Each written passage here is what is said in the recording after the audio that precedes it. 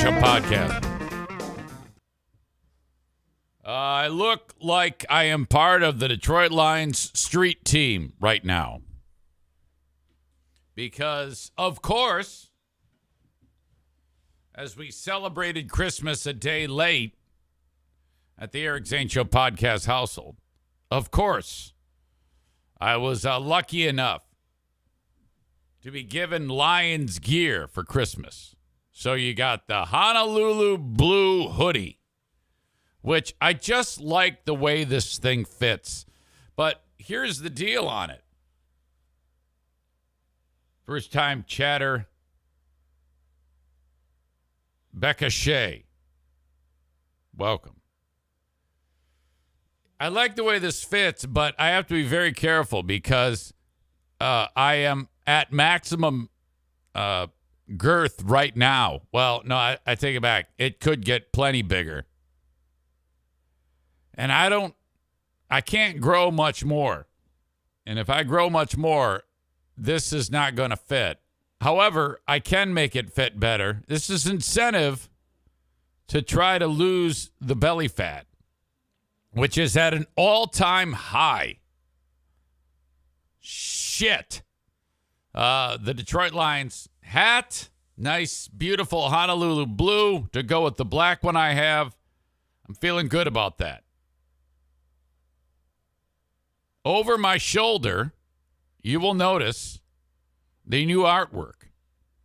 That is a canvas of the Blues Brothers from the film The Blues Brothers when they were doing their little concert at the Palace Hotel Ballroom. They would, spread them around town. Tonight only, the Blues Brothers, Palace Hotel Ballroom. How much do they charge?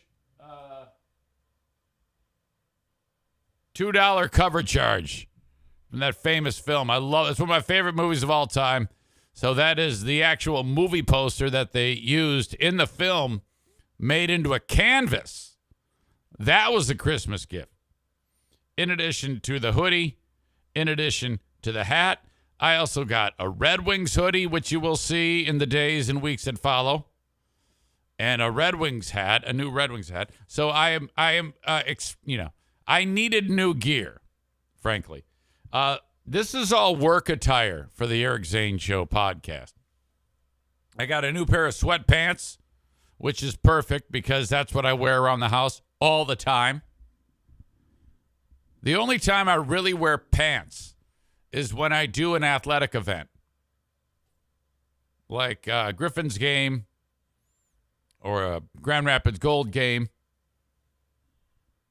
Outside of that, I just don't wear pants. It was so crazy that when I saw Terry at the Great Food Giveaway, he goes, "Oh, yeah, I see you're wearing sweatpants again." Yeah, absolutely, that's all I wear. But this is probably my favorite. Okay, they're already coated in dog hair because that's how we are at this household with 4 dogs. These frickin' slippers. Jesus, are these fantastic. They're unlike any pair of slippers I've ever put on in my life. You put these fucking things on, and I swear to God, this is what you can look forward to when you get old. You look forward to shit like this. Dina Lives or Dina Lives. It's like someone's name. It's the name of the company. Dina, D-E-N-A, and then L-I-V-E-S. But I don't know if it's Dina Lives or Dina Lives. Is the company called Dina Lives like she died? And then they named the company Dina Lives like that? Or is it Dina Lives? I don't know. So they make these with memory foam. And son of a bitch. Ultra high grade memory foam. You put your foot inside of these fucking things. And every step, they go back to their original shape. So if I put my foot down, it's like I'm stepping on memory foam, which is just glorious. And then you lift the foot up while your other foot is stepping, and then it goes back to shape, and you step again, and it's another fantastic step. I was like, what the fuck? This is incredible.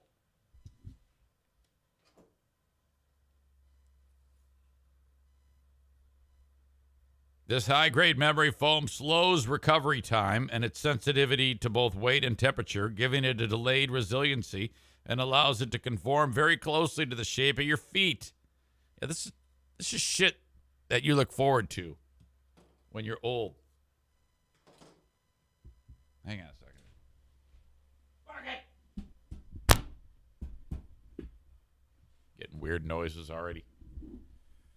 So hello. This is a daily show where I discuss news, nonsense, and my personal adventures each and every day of the work week. So we had family Christmas extravaganza at the Eric Zane Show podcast household. Okay, you have so many people. You have Eric, Diana, Madison, Madison's boyfriend, Ash, Jackie and Justin, Jim, Aubrey, my grandkids, Rowan and Grayson. That's a lot. 4, 5, 6, 7, 8, and Kevin. 9, 10, 11 people, I think. Yeah. And so all of these gifts under the tree yesterday, and Dinah says, all right, now she has a method, a way that she does it. And she like, okay, first person, she grabs a gift, gives it to him. You have to open it. And so I'm realizing as I have food cooking, because I have to feed these people, that is like, oh, this is going to take a minimum of 9 hours. Because after she does that, she gives, to the next person. She has to find, she can't give repeat gifts. The way she's doing this is everybody has to get one. And then everybody gets their second gift. So she's like kind of searching for them. And then she goes, okay, time out. I need to make piles of everybody's gifts and just give them out one at a time so that they're in order. And everyone's like, fuck. And then I go, just grab and give. We're going to be here all day. And so she did not want to do that, but everybody was kind of like, come on, man, this is just going to take too damn long. And so then I'm given a gift, and this was a bummer because she wanted me to get this one particular gift last.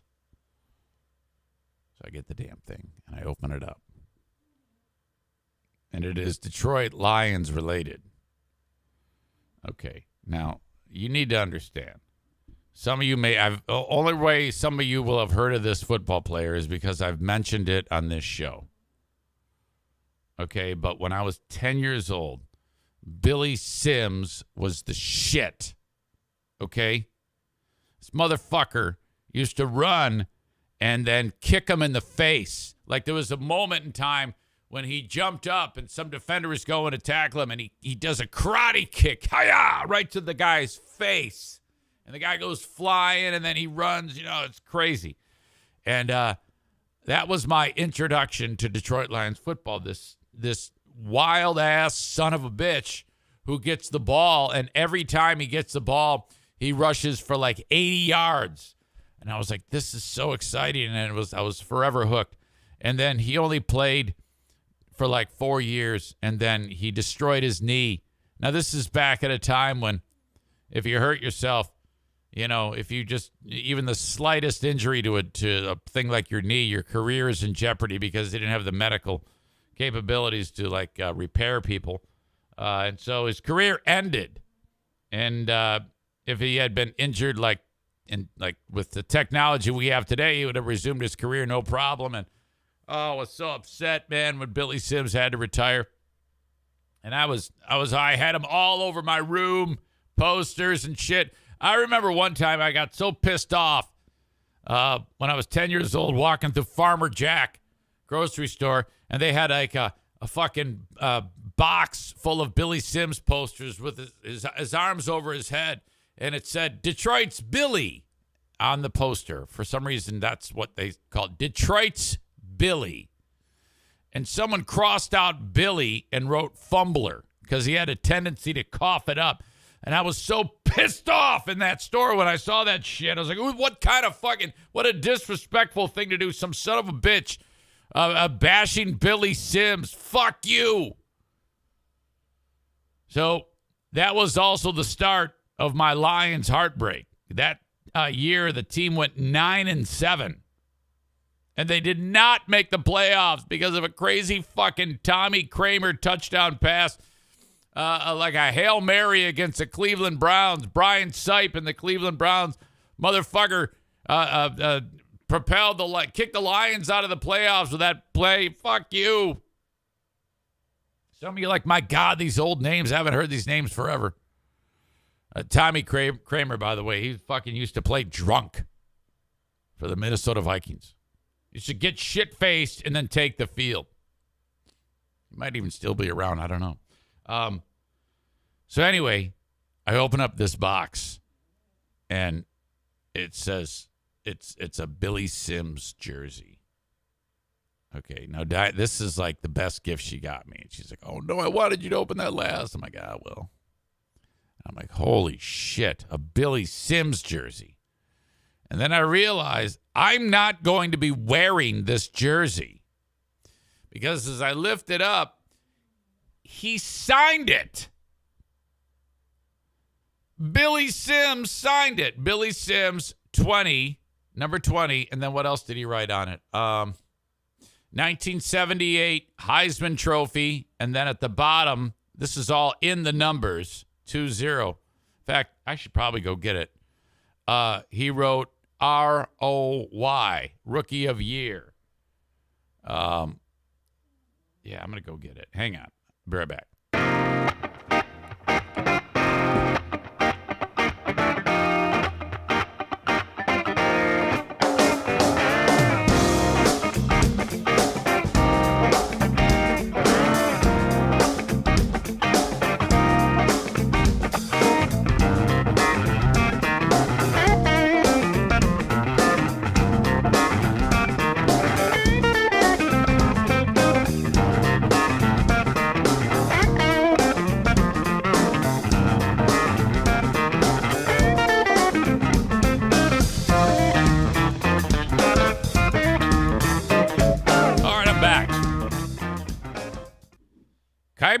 Kevin Kuiper says, I met Billy Sims at a Griffins game. Really? They had, I didn't know they had Billy Sims. It couldn't have been when I was there. Tim says, I've never heard of Billy Sims. Yeah, he didn't last long. Had he remained healthy, man, he would be a Hall of Famer for sure. He was just a fucking beast. All right. This is it, man. Look at your little certificate of authenticity. There's like a number on it that corresponds with the number on the fucking thing. I don't know. But, yeah, I realize that I will not be wearing this jersey. And it's the old school style of Lions jersey. It's not a new, this is the way their jerseys used to look. They were pretty simple. Just a few stripes on the sleeves. And then you flip it over. And then on the back, there it is. Sims. And then his signature's there on the damn thing. So I'm like, well, I'm not going to wear this, obviously. So now you got to get the fucking thing framed. And I think I occasionally, you go to a sports bar and you see a jersey framed. And it's folded a particular way. That's what's going to happen to this thing. Oh, my God. I'm going to hang it up right on the wall here. Holy shit. Fantastic. Sam the Jew says, I like your Sanders jersey. No. The first number 20. In fact, Billy Sims he said, Barry, I want you to wear number 20. Billy Sims went to Oklahoma. And Barry Sanders' dad is the biggest Oklahoma fan ever. He knows every running back that's ever played at Oklahoma. Barry Sanders' dad. I don't know if he's still around. But when Barry Sanders was growing up in Oklahoma, he decided to go to Oklahoma State, and his dad's like, oh, what the fuck? How could you possibly go to Oklahoma State, you asshole? He ends up going to Oklahoma State, but when he gets drafted by the Lions and Billy Sims is long since retired, he says to Barry, goes, I guess it was brought up, do you want to have number 20? I guess his dad is dead. And then Billy Sims says, you got to take number 20. Your dad would love that. I see that Cole wrote Billy Sims Barbecue. He's got restaurants. Yeah, that is true. Billy Sims ended up becoming famous for barbecue. He's got fucking restaurants all over the place. So we just had a hell of a time. So my grandkids come over. Everybody's in the house, and I am preparing dinner. All right. And we've got the ham going. And then we've got, Diana says, we need the cheesy potatoes. And I go, all right, I'm all about it. I love the cheesy potatoes. Except, she goes, they only have cubed hash browns at the store. Now, I don't know about this until it's time to make them.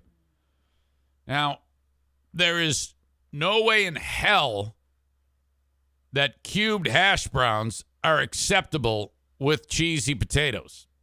They just aren't. You can't have it. It doesn't work that way. She says, well, they didn't have any shredded potatoes. And I go, do we have actual potatoes in the house? And she says, yes. I go, well, then that's what we're going to use. Now, I don't know about you. If you've ever done shredded potatoes, you've got seconds after you shred them before they turn shit brown. They actually turn the color, or grayish, and sometimes they turn gray. Sometimes they turn like a weird orange.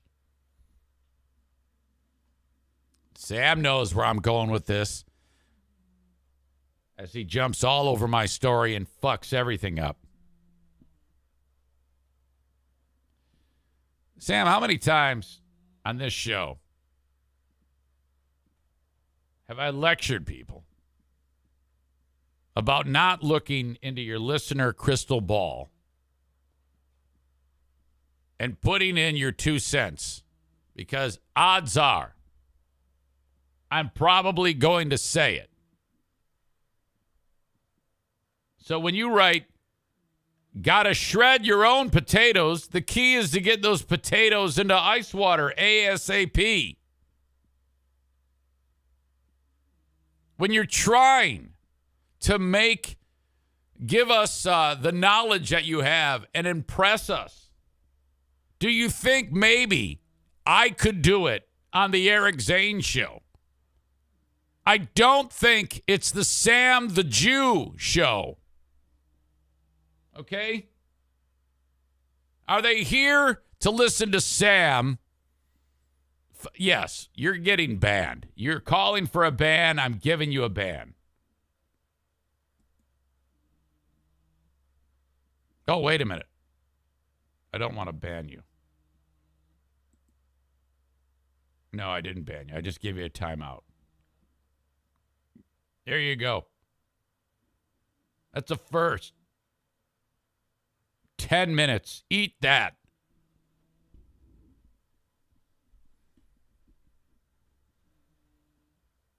Amanda, she's been asking for one. She says, in all fairness, I didn't hear him. Yeah, you know what? You're warned. So I'm like, it's okay. They're not going to turn brown because I'm going to do what Sam told us all to do and get those fucking things in cold water fast. And not only do you have to get them in cold water, but once you get them in cold water, okay, let's say you shred 4 potatoes, put it right in there. All that starch is going to be floating around. Drain it. Put it in the strainer, the colander. Dump it all out. Rinse more. Whip them around. Get them back in the bowl. Fill up the bowl with fresh water.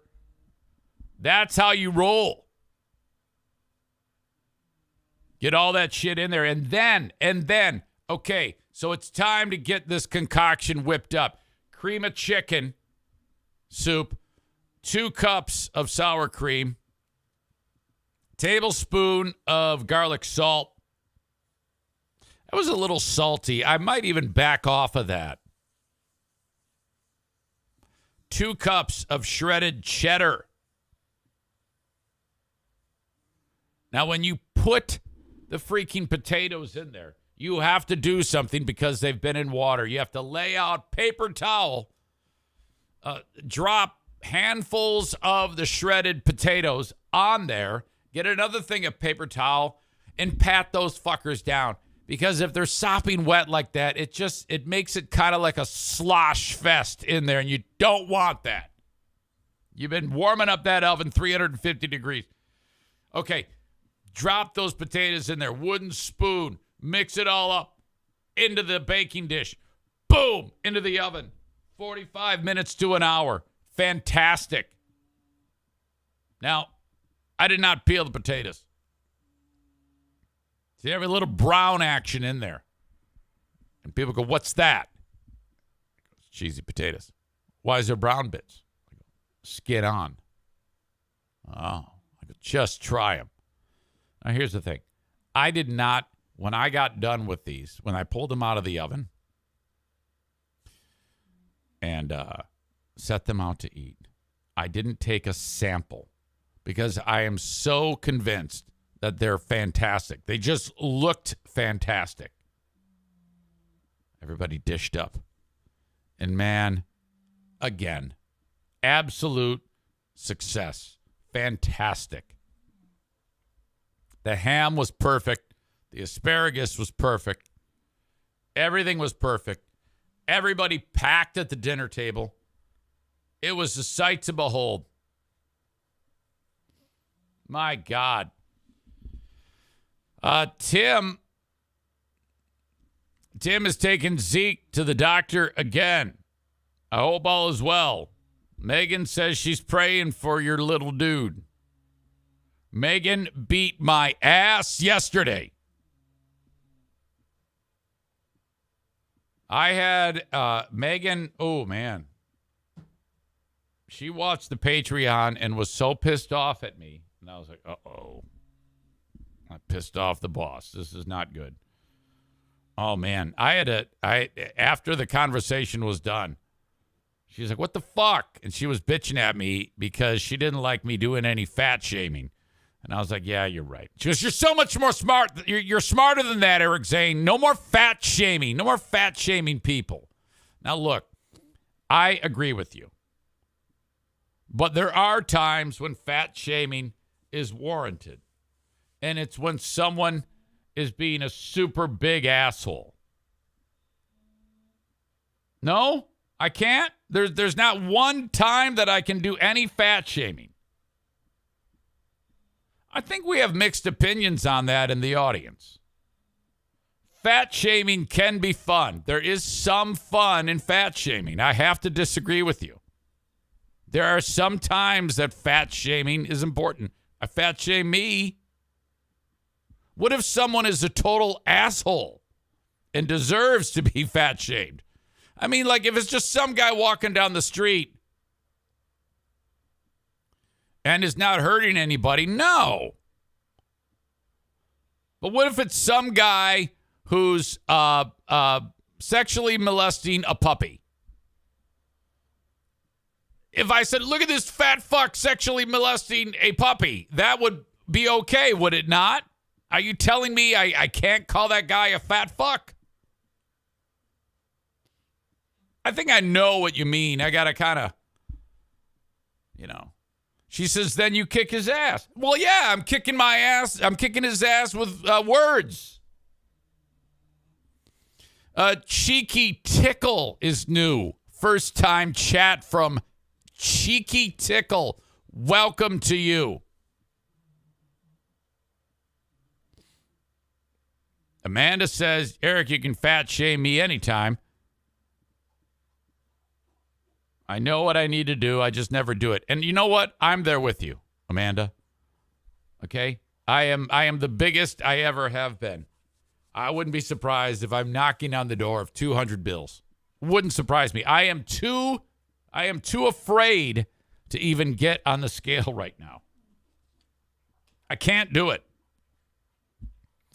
Okay. It was great because, having my grandkids over and everybody over. It's just awesome. Good time. Loved it.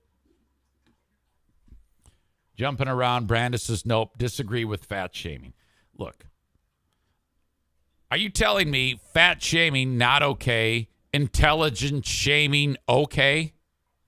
You guys can't have your cake and eat it too on this show.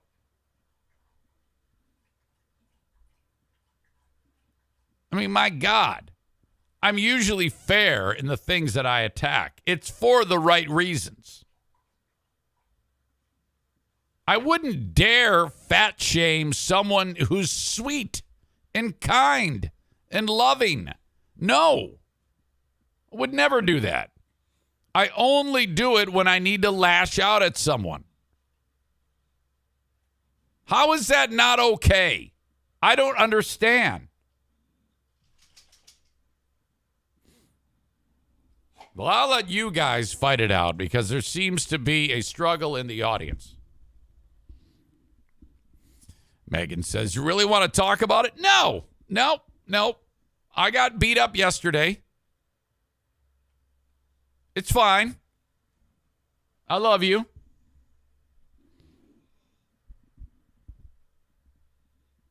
Brandis says, you can do what you want. I've never stopped listening because of your fat shaming. I just don't agree with it. All right.